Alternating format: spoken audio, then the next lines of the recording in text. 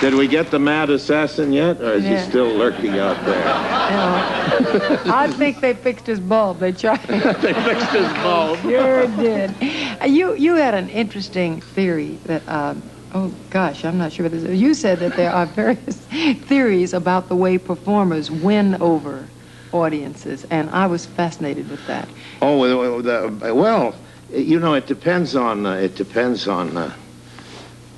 I'll have to make a tiny little speech about that. Please do. Tiny one, little tiny one. But it's very good. Because, you see, audiences, in the real sense of the word, are disappearing. There are almost none left. It's an endangered species. Everybody's on? No. You see, this isn't an audience here. No. False pretense? No. It's wonderful, lovely people, and we're so grateful for you, but you're not an audience. You got in free.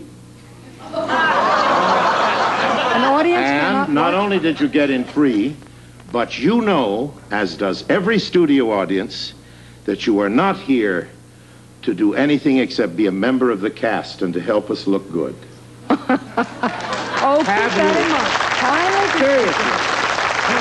mind. Seriously. Have you ever seen a television show where the audience booed and hissed or refused to applaud? It's always a big hit on television, isn't it? Because the people who come to the show know that they're part of the cast and have to help us not to look ridiculous. Yes. Our real audience is 2 or 3 people in a living room scattered all over the place, but that isn't a real audience. No. An audience is a big, many-headed beast crouching out there in the darkness, waiting to eat us up or love us or whatever. And it must be either seduced or tamed or raped or whatever. And it must be dealt with. Because anybody who deals with a real audience, as I have, my goodness, think how long I've been in show business. I've been hissed and booed. I've had things thrown at me. Until you've had that experience, you don't understand what dealing with an audience is. Nowadays, everything is a happy ending, you see. In television, everything is happy. The commercial is happy. In other words, you get the right soap suds and the husband loves you again. You know, your cake gets moist and all your troubles are over, you see? The car chase. He'll love you forever. Car chase finishes, the villains are dead. That's right. And in 1 hour, everything is solved, you see? We live in a world of happy endings with audiences who make every show, no matter how doomed it is and ready to be canceled, sound like a smash hit. And if it doesn't have a smash hit, in the situation comedies, you know, they have a little black box full of laughter. And they add that to the jokes. And you know that most of the people laughing on that box died long ago.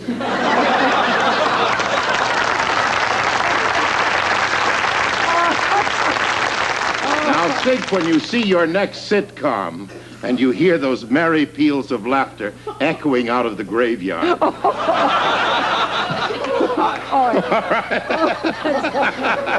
Again. But you could seduce an audience if you're a seducer, or you can dominate them, or you can win them over sweetly. It depends on the audience. It depends on you. Whether they can be charmed or sweet. You know, you can compare an audience.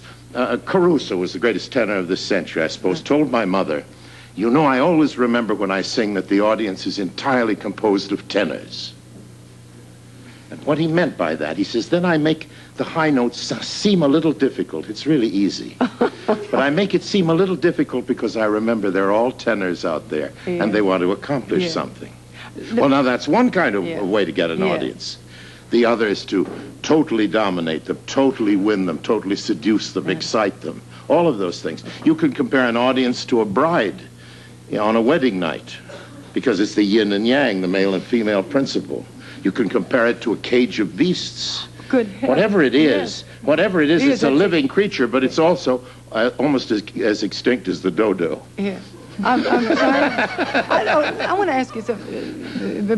For instance, just a couple of people. Did Judy Garland dominate? You bet. Or said yes, she dominated. Dominate, wouldn't you say? Wouldn't you? Wouldn't that be your? Yes, I did because it was. She really That's knew right. it was like. Yeah, she was so on top of it.